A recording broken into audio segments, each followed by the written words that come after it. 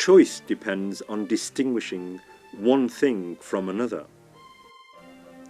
We may not be able to put into words how we distinguish things, but we can say what is similar and what is different. These similarities and differences create a mental landscape with areas of certain sorts of products and regions of others. This may have islands or congested areas with high-profile products or undeveloped territory. If we can map this mental landscape and describe that territory where there's opportunities for development, then we can see where there are new product possibilities. The challenge is to bring this internal map of the product domain into public view. A revolutionary procedure has been developed here at the University of Liverpool that allows us to look at the way people think about products and to map their mental landscape. By using the power of individual comments and focus group discussions, we can enrich our understanding of this mental map to help new product development and advertising. This is an example from chocolates that have been selected to cover the most popular on the market. The first stage is for people to consider the similarity and differences between chocolates. We want you to think about the whole range of feelings and emotions with these different chocolates. Yeah? And to put them into groups, different groups, depending on the different feelings, the different associations, the different ways you might have of thinking about these chocolates, when you would use them, and what they remind you of, how you feel about them, how you associate them. The main thing is that each of the chocolates in any given group are similar to each other in some important way about what you feel about them, and different from the others.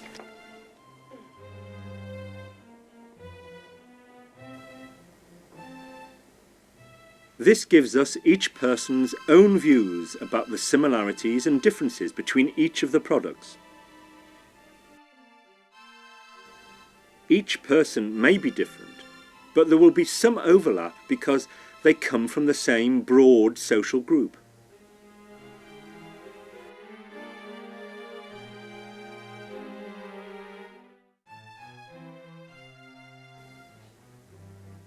We can take these different personal mental maps and put them into a computer.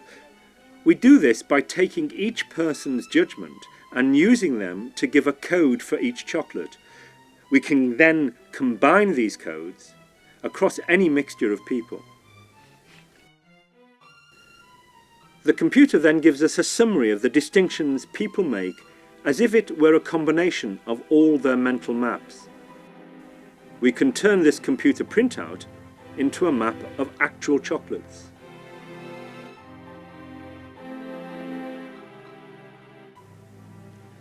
This can then be presented back to the participants, and they can understand and comment on it without any knowledge of statistics. I know they're expensive. I mean, I would never buy a box of chocolates myself. I'd buy a box of chocolates to give to somebody. Yeah. I mean, I would eat chocolates, Yeah. but I wouldn't buy a box of chocolates. And also, they're mostly milk chocolates, which is what most people prefer. To me, that's a biscuit. Would you agree with that? Because I feel as though I'm a happy-go-lucky person, and that's what Maltesers remind me of. Well, what is it about toffees that is like you? I like the toffee and the crunchy ones. My husband eats all the soft. Yeah, but what is it about you as a chocolate, about the character? Oh, right. What is it about the... You've got a hard centre. Well, it must be Quality Street. We can do this with as many groups as we wish, of different kinds and different compositions. This gives us a range of ways of seeing the products.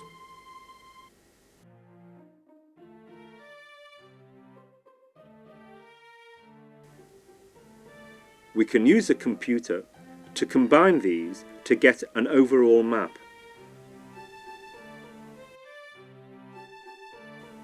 We can enrich our understanding of what this means from the group discussions and individual comments. You're all soft inside, are you? Is that what Yeah, it I think is? I am, yeah, actually, yeah. Yeah. Nice and smooth. We are on the Nice same and wavelength, smooth, yeah, okay. I was going to put Ferrero Rocher, but I couldn't spell it. From the combination of the computer output and the comments from participants, we can identify how the consumer's conceptions work and where there may be opportunities for new products. So we end up with a map of people's conceptualizations of the chocolates. And what this shows in this particular example is that we have a set of products here that are really rather distinct from another group over here and distinct again from a third group. The general distinction is in terms of functions, and this particular group relates to a sort of social function that is related to how people deal with each other and some degree of enjoyment of being with others. The functions here are rather different. These relate to daily rewards and the pleasures that people give to themselves. The function of this group is much more related to a particular situation and to a type of snack in which they are being used with a drink, a cup of tea or a coffee. Actually, there are many more than these simple three functions. We can identify a whole range of different ways in which these chocolates can be of use to people.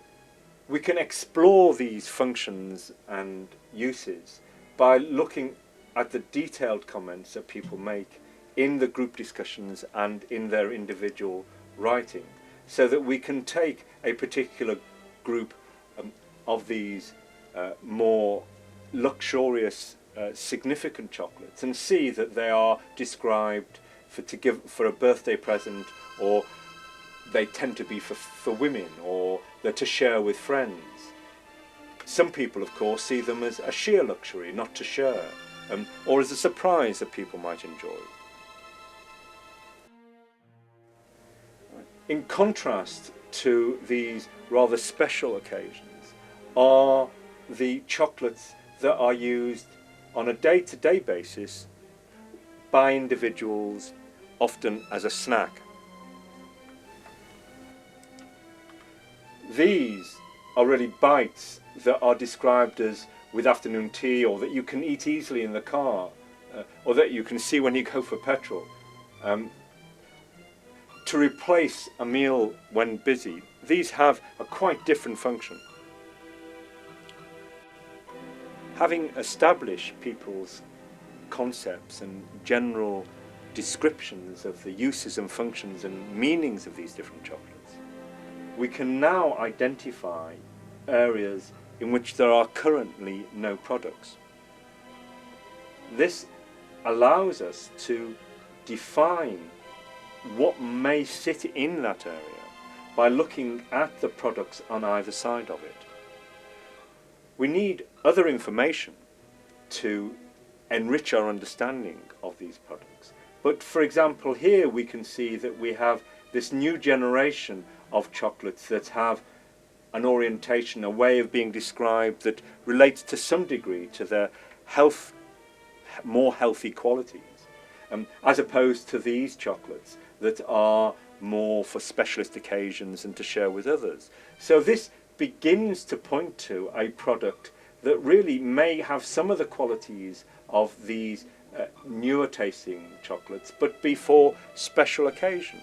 This would give us a new type of sharing chocolate that was more in keeping with the qualities that are being portrayed by the fair trade and other types of newer chocolate.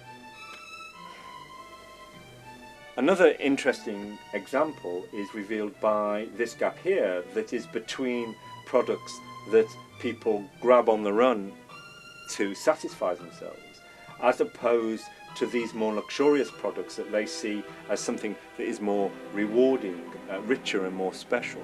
So can we think of a product that is used for functional purposes, but takes some of its quality from the rewarding and satisfying aspects of these products?